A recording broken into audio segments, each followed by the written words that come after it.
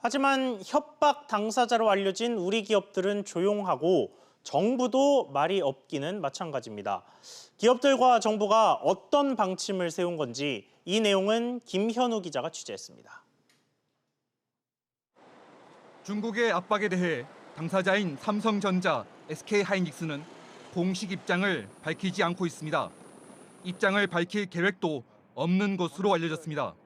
미국과 중국의 분쟁에 대응책이 없는 건 정부도 마찬가지입니다.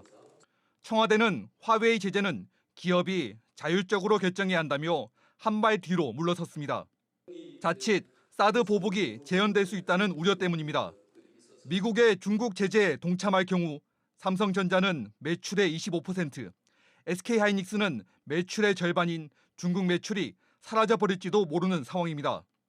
롯데그룹은 지난 2017년 미국에 사드 부지를 제공했다가 중국 정부의 보복으로 결국 중국에서 철수했습니다.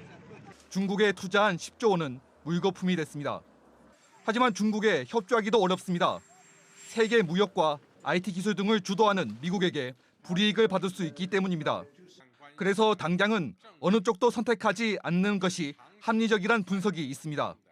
한국이 미국과 중국 어떤 양편의 한 곳에 이 편을 쓴다라는 것은 매우 어려운 것이고요. 그래서 한국 정부가 좀 중장기 차원에서 뭔가 방침을 정해갈 필요는 분명히 있다고 생각합니다.